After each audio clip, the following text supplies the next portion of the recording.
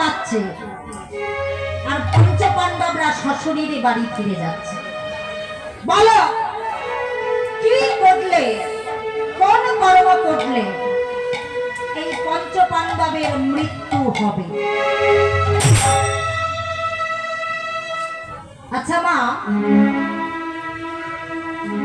একটা কথা বলুন, কাউকে খাইয়ে যদি তুলনা দেয়া যায়, কাউকে খাইয়ে যদি তুলনা দেয়া হয়, তার মনে কি একটু ব্যথা লাগবে না? কি মা, লাগবে তো। ভীষ্মদেবের মনে কথাটা লেগে গেল। ভীষ্মদেবে বলে উঠল, দুর্যোধন, আজ আমি তোমার বাড়িতে একটু বেশি খাই বলে তুমি আমাকে খাবার তুলনা দিলে। বেশ, আজ ঠিক রাত 12টার সময় তোমার স্ত্রীকে তুমি আমার ঘরে পাঠিয়ে দিও। দুর্যোধনের স্ত্রীর নাম কি মা? কি গো? ভানুমতি। দুর্যোধন গিয়ে ডাক দিয়েছে, ভানু,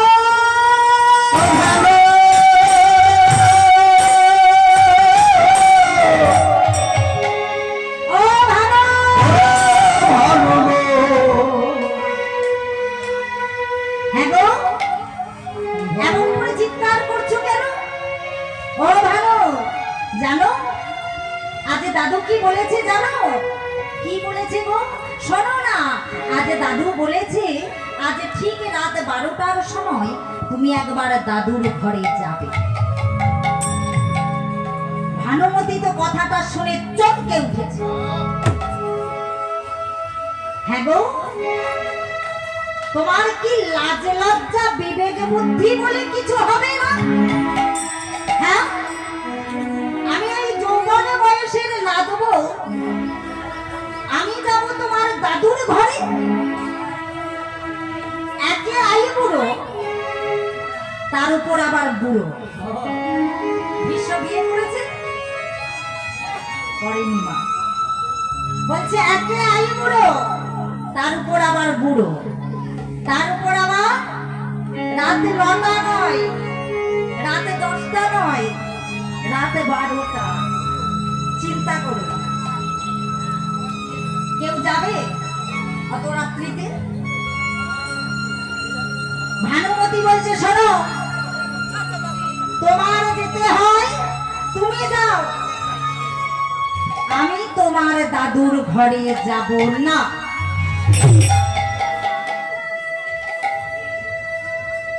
কথাটা জানলো কি বাবা?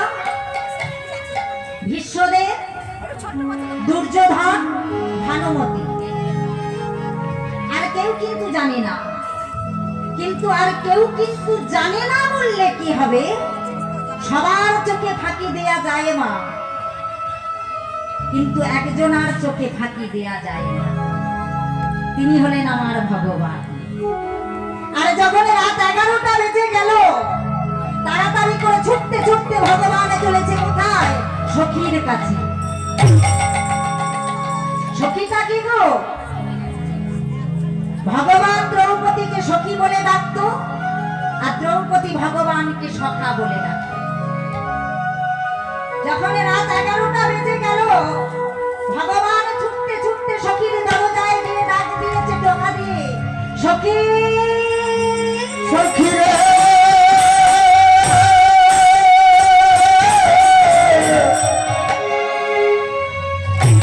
ও সখী,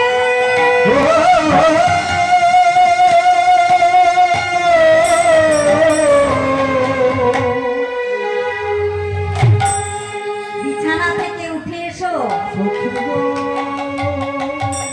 যার 5-5টা স্বামী, 5-5টা স্বামীকে ফেলে 1 পা 2 পা করে ভগবানের চরণতলে এসে বসেছে। আচ্ছা মা, যদি রাত 11টার সময় কোনো পরপুরুষ যদি দরজায় টোকা দিয়ে আমাদের মতো সাধারণ নারীর ঘরে গিয়ে যদি দরজায় টোকা দিয়ে ডাকে যে সখী তুমি উঠে এসো, আমরা জানতে চাইবো না যে কোথায় যাব, কেন যাব, কেন এসেছো, জানতে চাইবো। কিন্তু দ্রৌপদী কোনো প্রশ্ন করল না, একটাই কথা বলল করজোর করে, সখা এত রাত হয়েছে তুমি ঘুমাওনি কেন? কারণ দ্রৌপদী তো জানে গো, ভগবান যদি কারো নাম ধরে একবার বাঁশি বাজিয়ে দেয়, কেবল বন্ধু কেবল বন্ধু, সকলে মায়া ছিন্ন করি আমাদের চলে যেতে হয়।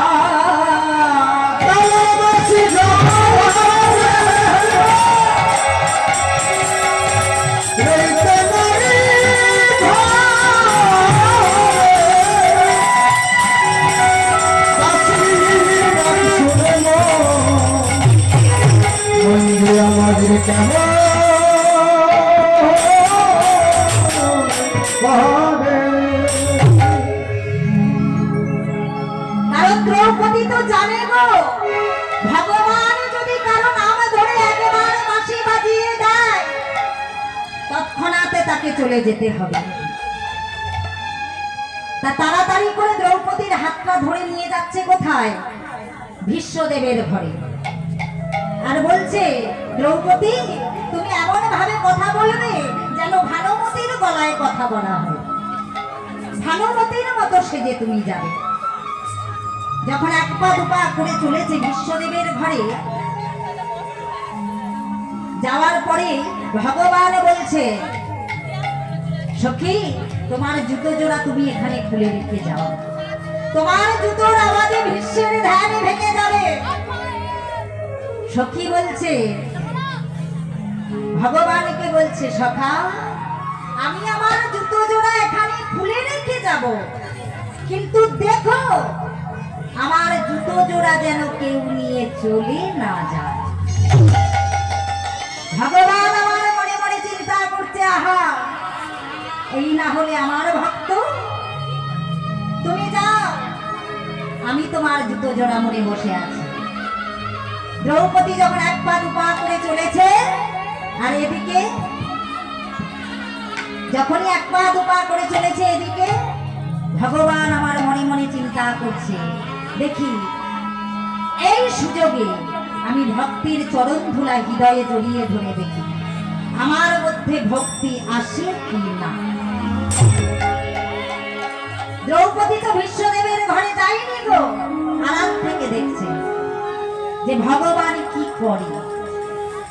ভগবান জুতো জোড়া হৃদয়ে জড়িয়ে ধরেছে, খড়ম জোড়া হৃদয়ে জড়িয়ে ধরেছে। আর যখনই জুতো জোড়া হৃদয়ে জড়িয়ে ধরেছে না, ভগবানের আপনি হতে নয়ন বাণী বিগলিত হলো। আজ চোখের জলে এসে পড়ে হৃদয়েতে, হৃদয়েতে হৃদয়ে থেকে গেল নাভিতে, নাভিতে নাভি থেকে গেল জানো দেশে, জানো দেশে জানো থেকে গেল চরণে দেশে, চরণে দেশে। আরে যখনই চরণে দেশে গেল না, চোখের জলে যখনই হৃদয়েতে পড়েছে না, সখী দূর থেকে দেখছে, দ্রৌপদী দূর থেকে দেখছে ভগবান জুতো জোড়া হৃদয়ে জড়িয়ে ধরে কাঁদছে। ছুটতে ছুটতে এসে বলছে, সখা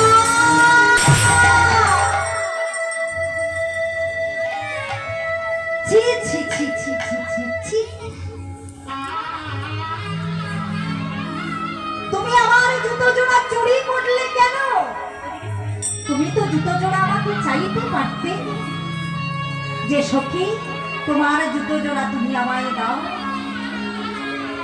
ভগবান বলছে, আমি যদি চাইতাম তুমি আমায় দিয়ে দিতে। বলে, হ্যাঁ কেন দেব না, ছোটবেলা থেকে এই দেহ মনে প্রাণ যৌবন সব আমি তোমার চরণে সঁপেছি।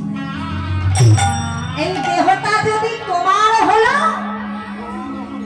এই চরণের জুতো জোড়া কি আমার? এটাও তো তোমার। সেদিকে ভগবান জানতে পারলো যে ভক্তের যদি হৃদয়ে জড়িয়ে ধরা যায় তো আমার মধ্যে ভক্তি আসবেই আসবে। তা ভগবান দ্রৌপদীকে বলছে, সখী এবার তুমি যাও, এমন ভাবে কথা বলবে যেন ভানুমতির গলায় কথা বলা হয়। দ্রৌপদী চলেছে আর ভীষ্মদেবের ধ্যানে বসেছে, আর ভগবান চুপটি করে দাঁড়িয়ে আছে, দরজার সামনে চুপটি করে দাঁড়িয়ে আছে। আর এদিকে দ্রৌপদী যেই না গিয়ে বসেছে, ভীষ্মদেবে ভানুমতি ভেবে দ্রৌপদীর মস্তকে হস্ত রেখে আশীর্বাদ করে দিল, তোমার শিথের শিথর হাতের শাখা অক্ষয় থাকবে। আচ্ছা মা, এত ভালো আশীর্বাদ যদি কেউ পায় তার কি আর নকল গলা থাকে? থাকে না।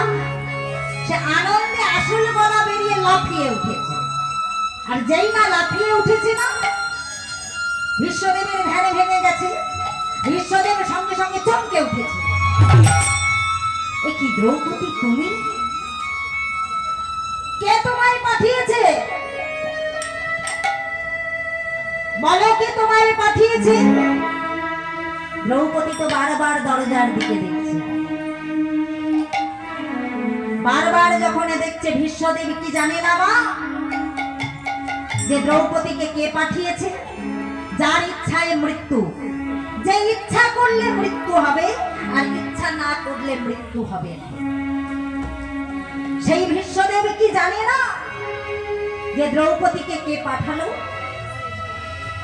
ভীষ্মদেব এক পা দুপা করে যাচ্ছে আর দ্রৌপদী আড়াল থেকে দেখছে।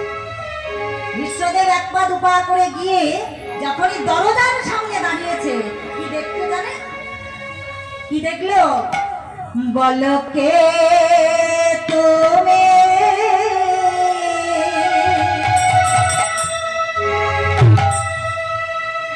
দাঁড়ায়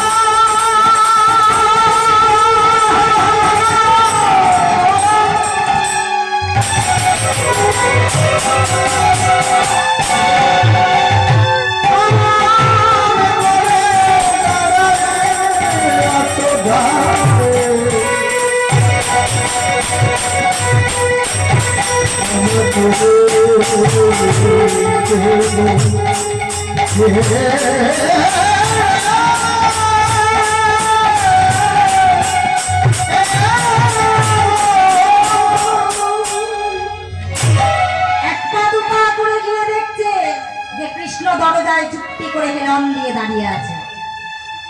আর যখনই দেখেছে না বিশ্বদেব বলে উঠল, আমি জানতাম কৃষ্ণ এ কাজ তোমার ছাড়া আর কারো হতে পারে না।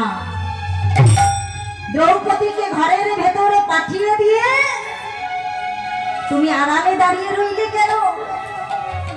তুমি আমার ঘরের ভেতরে যাবে না? ভগবান বিশ্বদেবকে বক্ষে জড়িয়ে ধরেছে। বিশ্বদেবকে বক্ষে জড়িয়ে ধরে বলছে, বিশ্বদেব আমাকে যদি কেউ ডাকার মতো ডাকে গো, আমি কি না এসে থাকতে পারি? তৎক্ষণাৎ আমি তার হৃদয় মন্দিরে বাস করি। সঙ্গে সঙ্গে বিশ্বদেব কৃষ্ণকে বলে উঠল, কৃষ্ণ রে কৃষ্ণ রে,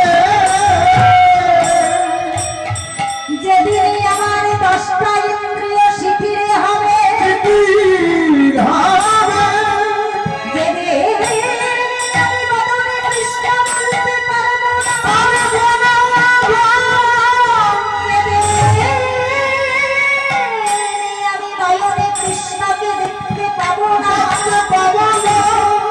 সেদিন তুই এমনি করে আমার দরজা দাঁড়িয়ে কৃষ্ণ, যেদিন আমার ছবি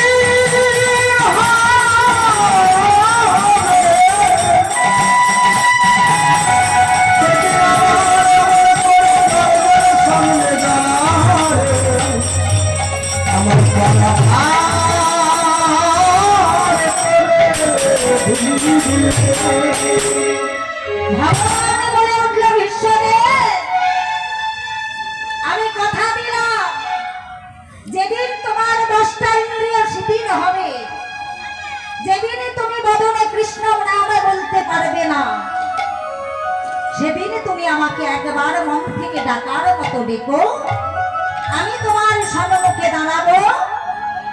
তুমি আমার রূপে দর্শন করতে করতে তুমি তোমার প্রাণটা ত্যাগ করবে। তাই শুধু গৌর ভক্ত মণ্ডলী, সেদিন ভগবান জানতে পারল যে ভক্তের হৃদয়ে ধরা, ভক্তের পদ ধরা যদি হৃদয়ে জড়িয়ে ধরা যায়, তো আমার মধ্যে ভক্তি আসবেই আসবে। তাই শুধু গৌর ভক্ত মণ্ডলী, আজকে এই যে মধুময় বৃন্দাবনে আমরা এসেছি, নব বৃন্দাবনে আমরা এসেছি ভগবানের চরণতলে আশ্রয় পাওয়ার জন্য, ভগবানের কৃপা পাওয়ার জন্য। এই যে এতক্ষণ কীর্তন শ্রবণ করছেন মা, আমি কিন্তু আমার মায়েদের কাছ থেকে এখনো পর্যন্ত একটা হরিধ্বনি, উলুধ্বনি, শঙ্খধ্বনি পেলাম। আচ্ছা মা, হরিবাসরে এসেছেন, শঙ্খ এনেছেন? এনেছেন, বাহ। তা একটু উলুধ্বনি দেওয়া যাবে? সবাই দেবেন তো? তাহলে একবার দিয়ে দেন তো দেখি।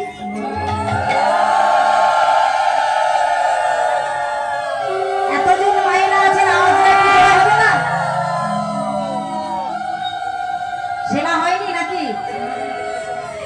সেবা তো হয়নি, আমাদের ওখানে শাশুড়ি বইয়ের ঝগড়া হয় না, তাতে এর থেকে অনেক বেশি হয়, তবে এখানে মায়েদের সেবা হয় না। কি বলছে শুনছেন? এখানে মায়েরা ভালো, শাশুড়ি বইয়ের ঝগড়া করে না। আচ্ছা, যদি তাই হয় তাহলে একবার দেখানো যাবে সেই গলার আওয়াজটা? কি মা, আর একবার জোরে উলুধ্বনিটা দিয়ে দেন তো।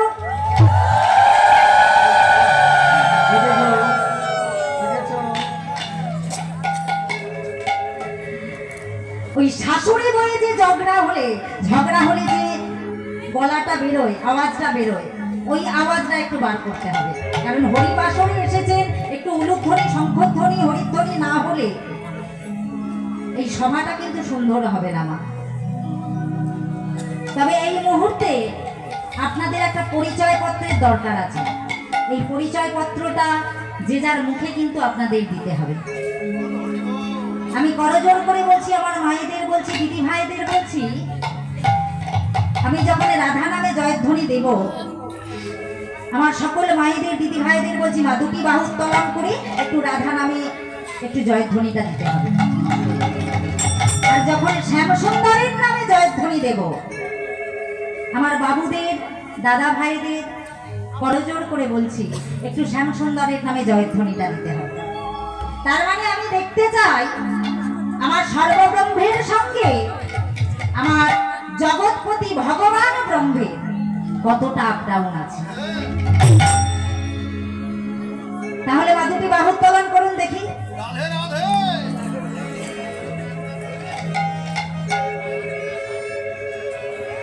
এতজন মায়েরা আছে, হাতগুলো অল্প উঠছে, সবার হাত উঠছে না। পেছনে যে আছে সবার হাত তুলছেন না সবাই। বলুন রাধা রানী কি, রাধা রানী কি, রাধা রানী কি। আর একটু আওয়াজটা জোরে হবে না? একটু আগে বললাম এখানে বাবুরা আছে সেই রকম বুঝে, কিন্তু আমাদের জিততে হবে তো নাকি? হারিয়ে দেবেন? আমি একমত। মানে যতই মায়েরা থাকুক না, বাবাদের সংখ্যা কম হলো, আমরা জিতবই। কি বলছেন দেখেছেন? কি বা আমরা জিতবো তো? ঠিক আছে, দেখা যাক।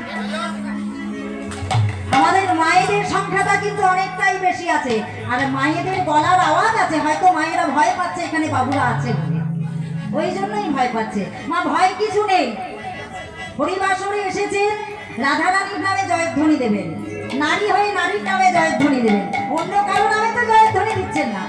হাত তুলুন সকলে মিলে, দুটি বাহু উত্তোলন করে বলুন রাধা রানী কি, বাহ, রাধা রানী কি, রাধা রানী কি। লাস্টের থেকে ভয় বললো নাকি? ভয় বললেন না জয় বললেন? জয় বলেছেন তো? না না, ঠিকই বলেছে, তোমরা সোনার ভুল করেছো। সবাই তো বাবার বাড়িতে জন্মগ্রহণ করেছেন। বলো, বাবা বেঁচে থাকতে থাকতে যদি মেয়ের বিয়ে দেয় তো ভালো কথা, নচেত কি হবে? বাবার কাছে পরাধীন।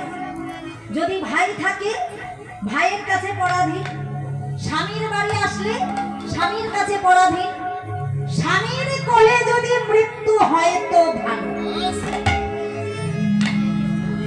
নচেত কি হবে?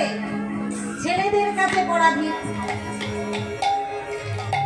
এইভাবে বন্ধনে বন্ধনে আপনারা মুক্ত হয়ে যাবেন। এই বন্ধনে আপনারা মুক্ত করুন। আপনারা নারী, নারী হয়ে নারীর নামে জয়ধ্বনি দেবেন। দেখি বাবুদের দিকটা এবার। আমার মায়েরা যথেষ্ট দিয়েছে, এবার দেখি বাবুদের দিকটা।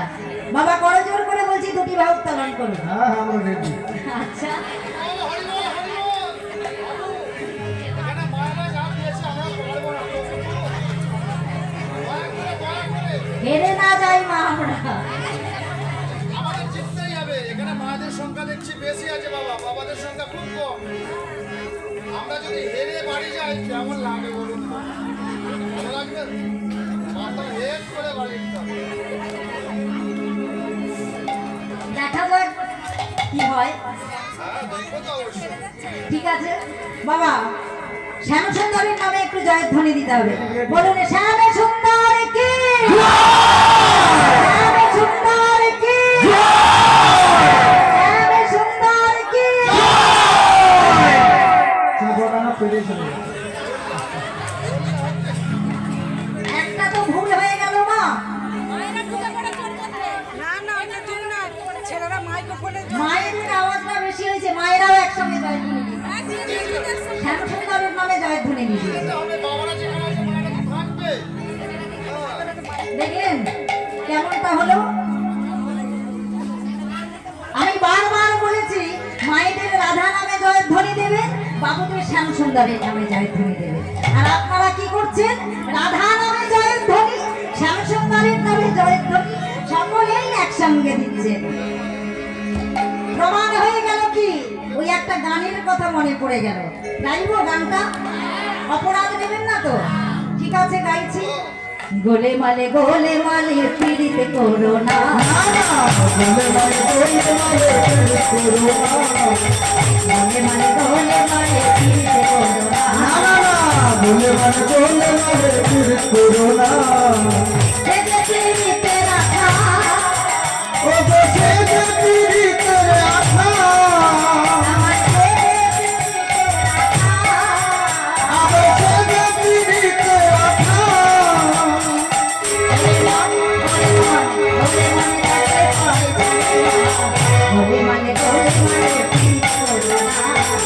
গোলে মালে পীড়িত করো না গোলে মালে করো না। গোলে মালে পীড়িত করো না গোলে মালে করো না। এক পীড়িতে শিবে শ্মশানবাসী আর এক পীড়িতে নদের নিমাই সন্ন্যাসী নদের নিমাই সন্ন্যাসী এক পীড়িতে শিবে শ্মশানবাসী, আর এক পীড়িতে নদের নিমাই সন্ন্যাসী, নদের নিমাই সন্ন্যাসী। সবাই এক পীড়িতে শিবে শ্মশানবাসী আর এক পীড়িতে নদের নিমাই সন্ন্যাসী নদের নিমাই সন্ন্যাসী এক পীড়িতে শিবে শ্মশানবাসী, আর এক পীড়িতে নদের নিমাই সন্ন্যাসী, নদের নিমাই সন্ন্যাসী। আবার সেজে পীড়িতে রাখা ভোলা গো,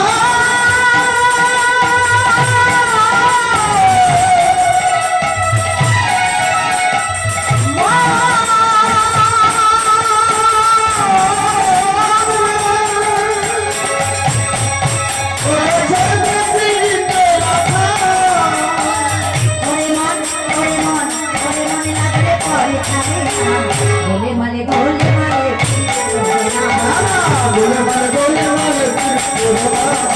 গোলে মালে করো না। গোলে মালে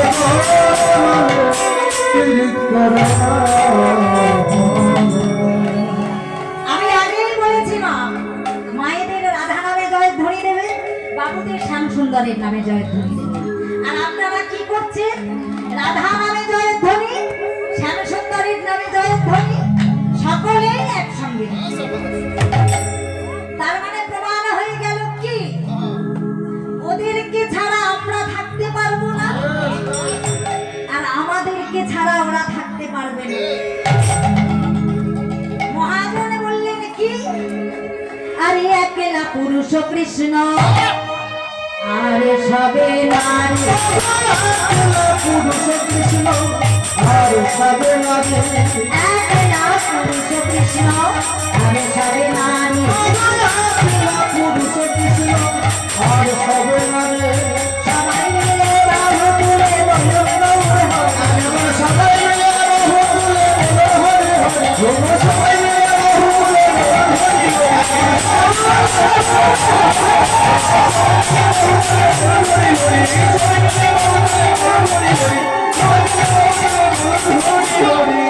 একলা পুরুষ কৃষ্ণ আর সবে নারী, একলা পুরুষ কৃষ্ণ আর সবে নারী।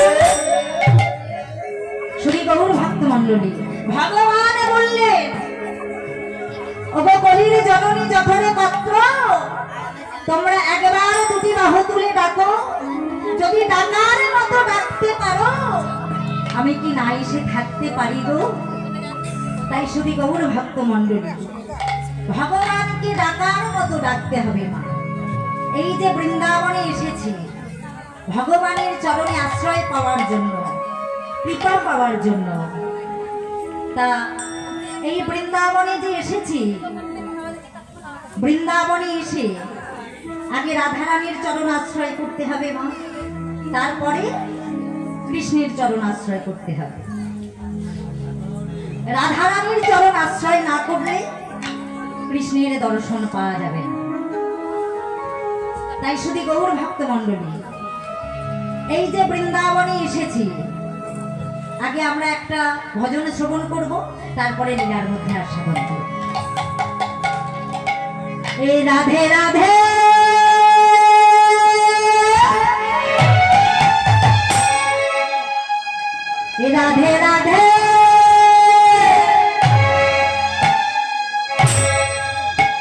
রাধে রাধে বলো রে মা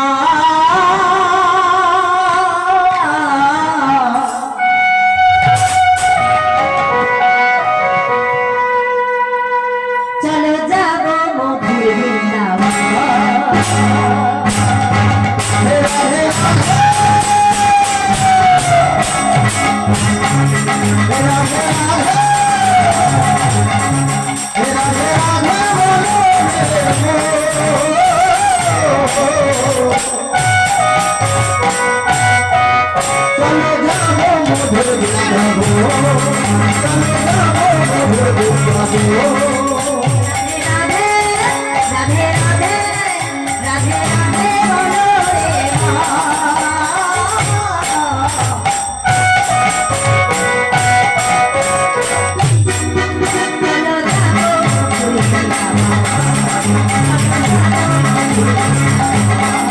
রাধে রাধে রাধে রাধে রাধে বলো রে মা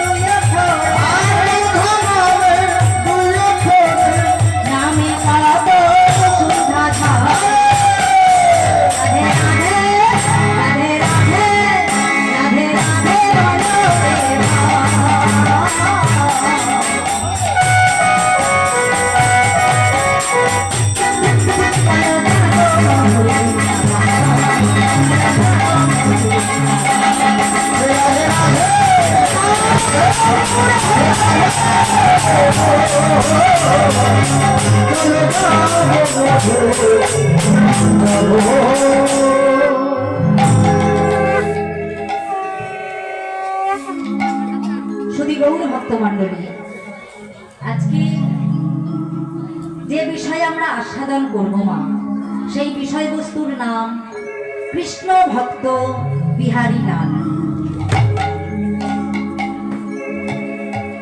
বর্ধমান কাটোয়া কাঞ্চননগর গ্রামে একে ভক্ত